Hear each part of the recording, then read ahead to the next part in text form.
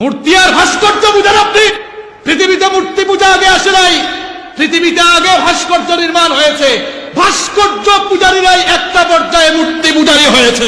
ইসলাম যেটাকে মূর্তি বলেছে, অমুসলিম হিন্দুরা সেটাকে প্রতিমা বলেছে, আর নাস্তিক মুরতাদরা কৌশলে সেটাকে ভাস্কর্য বানিয়েছে। মূর্তি আর ভাস্কর্যের ডেফিনেশন আমাদেরকে শেখাতে হবে না।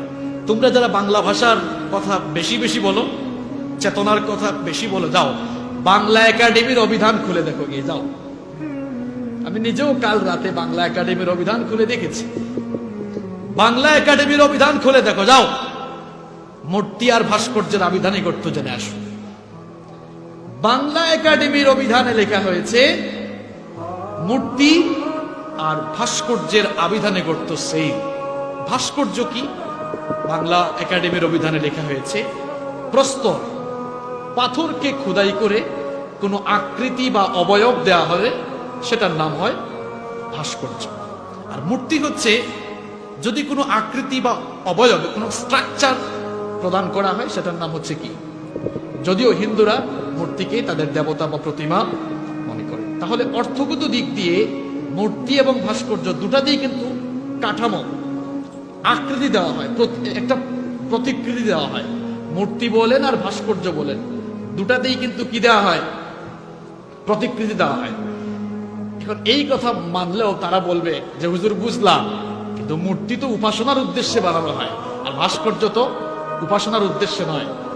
এরও একটি ব্যাখ্যা আছে। আপনি তো মূর্খ, ইতিহাস আপনি জানেন না। আপনাকে ইতিহাস জানতে হবে, পৃথিবীতে মূর্তি পূজা আসলো কিভাবে আর ভাস্কর্য আসলো কিভাবে সেটা আপনাকে জানতে হবে। এরপরে মূর্তি আর ভাস্কর্য নিয়ে কথা বলতে হবে। আপনাকে জানতে হবে পৃথিবীতে মূর্তি পূজা আগে শুরু হয়েছে নাকি ভাস্কর্য বানানো আগে শুরু হয়েছে, এটা আগে ক্লিয়ার হতে হবে। সম্মানিত মুসল্লিবৃন্দ, আজকে এই বক্তব্যটি রেকর্ড হচ্ছে, গোটা বাংলাদেশে ছড়িয়ে যাবে। সবাই যেন নিরপেক্ষ মন মগজ নিয়ে শুনে এবং বুঝতে পারে। আল্লাহ যেন সবাইকে তৌফিক দেন। ভালো করে বুঝেন, পৃথিবীতে মূর্তি পূজা শুরু হয়েছে পরে, ভাস্কর্য বানানো হয়েছে আগে।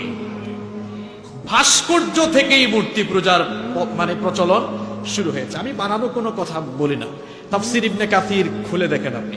তাফসীর ইবনে কাসির যদি আপনি খুলেন, কোরআনে কারীমের ৭১ নম্বর সূরা, সূরাতুন নূহ এর ২৩ নম্বর আয়াতের ব্যাখ্যা ভালো করে তাফসীরের কিতাবগুলো থেকে বাংলা সব দেখে নেবেন। কথা বাস্তব নাকি অবাস্তব সব আপনি বাড়িতে গিয়ে মিলাবেন। এই পৃথিবীতে সর্বপ্রথম ভাস্কর্য বানানো হয়েছিল ৫ জন ব্যক্তির। কয়জন ব্যক্তির? কথা কন না কেন সবাই? কি সমস্যা? সমস্যা কি? কথা বলতে হবে। মুখস্থ করে ছাড়বো আজকে একেবারে। মগজ যেন কেউ আর ধুলাই দিতে না পারে। মুরগি চোরা যেন আপনার মগজ আর ধুলাই দিতে। পৃথিবীতে সর্বপ্রথম ভাস্কর্য বানানো হয়েছে কয়জন ব্যক্তির? ৫ জন ব্যক্তির। কিভাবে দেখেন, সেই ৫ জন ব্যক্তির নাম হচ্ছে ওয়াদ, সুয়া, ইয়াগুস, ইয়াউক এবং নাসর। এই ৫ জন ব্যক্তির নামে পৃথিবীতে সর্বপ্রথম ভাস্কর্য বানানো হয়েছে। কিভাবে বানানো হলো? সাইয়েদনা আদম আলাইহিস সালাম তিনি যখন দুনিয়া থেকে বিদায় নিলেন, আস্তে আস্তে পৃথিবীতে ক্ষুধাদ্রোহিতা শুরু হলো। আর ধরনটা কেমন? নূহ আলাইহিস সালামকে আল্লাহ তাআলা যে কওমের জন্য নবী বানিয়ে পাঠাবেন, সেই কওমে নূহ আলাইহিস সালামের আগমনের পূর্বে ৫ জন লোক অত্যন্ত নেককার, সালেহ, সৎকর্মশীল বান্দা হিসেবে পরিগণিত ছিলেন।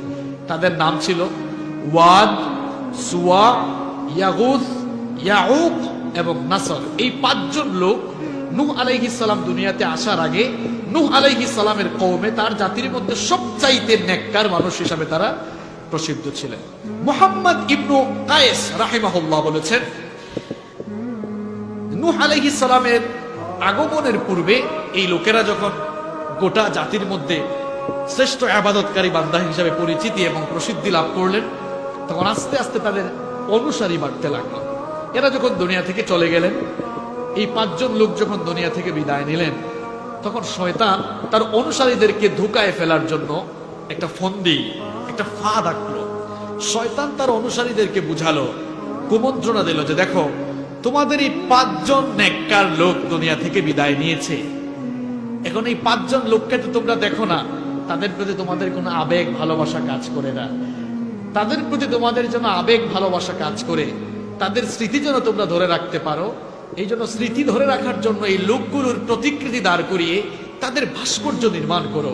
উদ্দেশ্য যেন তোমাদের এই থাকে যে এই ভাস্কর্যগুলো, প্রতিকৃতিগুলো দেখলে তাদের কথা তোমাদের মনে আসবে এবং তাদের মতো তোমরাও যেন নেককার মানুষ হতে পারো, এই ফিলিংস যেন অন্তরে আসে।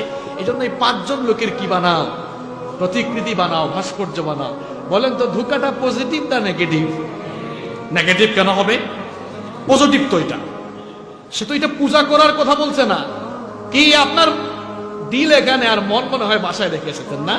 এরকম বেতাল হয়ে মাতালের মতো আলোচনা শুনতে হবে না। ভালো করে বুঝেন, নইলে ওই যে মুরগি চোরারা ব্রেনকে ওয়াশ করবে। ভালো করে বুঝেন আপনি কোথার থেকে কিভাবে কি আসলো বুঝতে হবে আপনাকে।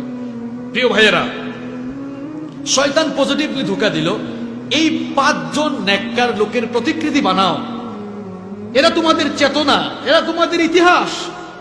কারণ এরা তোমাদের মধ্যে ভালো মানুষ ছিল। এদের প্রতিকৃতি দেখলে তাদের প্রতি একটা সম্মান অন্তরে কাজ করবে, তাদের মতো তোমরাও ইবাদত গুজার হওয়ার একটা আবেগ অন্তরে কাজ করবে। তারা বললো ভালোই তো, বুদ্ধি তো খারাপ না। তারা বানালো প্রতিকৃতি, ভাস্কর্য বানালো। দেখেন পৃথিবীর প্রথম 5টি ভাস্কর্য এরাই বানালো। পৃথিবীর প্রথম 5টি ভাস্কর্য নূহ আলাইহিস সালামের উম্মতের এই লোকেরা বানালো।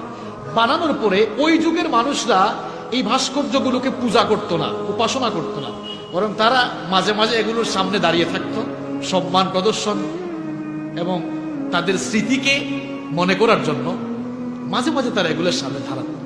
যারা এই ভাস্কর্যগুলো বানালো, এই প্রজন্মের লোকেরা যখন দুনিয়া থেকে চলে গেল, পরবর্তী প্রজন্মের লোকদেরকে এবার শয়তান ধোঁকা দিল। দেখো, তোমাদের পূর্ববর্তী যারা এই প্রতিকৃতি বানিয়েছে তারা শুধু এগুলোকে সম্মান করতো না, বরং তারা এগুলোকে তাদের উপাস্য হিসাবে গ্রহণ করেছে। এরাই তাদের দেবতা ছিল।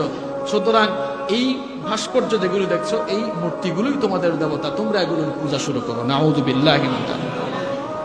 এভাবেই পরবর্তী প্রজন্মের লোকেরা পূর্ববর্তী প্রজন্মের তৈরি করা ভাস্কর্যগুলোকে তারা তাদের নিজস্ব দেবতা হিসাবে তারা গ্রহণ করে নিল। নাউযুবিল্লাহি। আপনি প্রমাণ চান? আসেন প্রমাণ দিই। নূহ আলাইহিস সালাম যখন দুনিয়াতে আসলেন, এই সকল মূর্তি পূজারী লোকদেরকে এবার তিনি আল্লাহর দ্বীনের দাওয়াত দিলেন। তিনি বুঝাতে লাগলেন, তোমাদের নিজের হাতে তৈরি করা এই ভাস্কর্য, এই প্রতিমাগুলোর পূজা বাদ দাও, আর এক আল্লাহর ইবাদত করো। তখন কাফের মুশরিক নেতৃবৃন্দ সাইয়েদনা নূহ আলাইহিস সালামের দাওয়াতের বিরুদ্ধে দাঁড়িয়ে গেল। দাওয়াত প্রত্যাখ্যান করে তারা বলেছিল, তাদের কথা আল্লাহ তাআলা কোরআনে কারীমে তুলে দিয়েছেন। কোরআনে কারীমের 71 নম্বর সূরা সূরাতুন নূহের 23 নম্বর আয়াতে আল্লাহ পাক সুন্দর করে বললেন, ওয়া ক্বালু লা তাযারুন্না আলিহাতাকুম ওয়া লা তাযারুন্না ওয়াদ্দান ওয়া লা সুওয়া'আন ওয়া লা ইয়াগুস ওয়া ইয়াউক ওয়া নাসরা। কাফের নেতৃবৃন্দ বলল, খবরদার, সাবধান, নূহের দাওয়াত শুনে তোমরা মূর্তিগুলো থেকে মুখ ফিরিয়ে নিও না, বরং তোমরা ওয়াদ, সুওয়া, ইয়াগুস, ইয়াউক এবং নাসরের ইবাদত তোমরা ছেড়ে দিও না। চিন্তা করেছেন আপনি? 5 জন নেককার মানুষ পরবর্তীতে 5টি ভাস্কর্যে পরিণত হলেন। এর পরবর্তী প্রজন্মের কাছে 5টি ভাস্কর্যই 5টি মূর্তি হিসাবে চলে আসলো। নাউযুবিল্লাহি মিন যালিক। আপনি বাংলাদেশের মানুষকে মূর্তি আর ভাস্কর্য বোঝান না? মূর্তি আর ভাস্কর্য বুঝান আপনি? পৃথিবীতে মূর্তি পূজা আগে আসে নাই, পৃথিবীতে আগে ভাস্কর্য নির্মাণ হয়েছে। ভাস্কর্য পূজারীরাই একটা পর্যায়ে মূর্তি পূজারী হয়েছে। এজন্যই বক্তব্যের শুরুতে বলেছিলাম, ইসলাম যেটাকে মূর্তি বলেছে, অমুসলিম হিন্দুরা সেটাকে প্রতিমা বলেছে, আর নাস্তিক মুরতাদরা কৌশলে সেটাকে ভাস্কর্য বানিয়েছে। সোজা কথা, মূর্তি কিংবা ভাস্কর্যের সাথে ইসলামের কোনো সম্পর্ক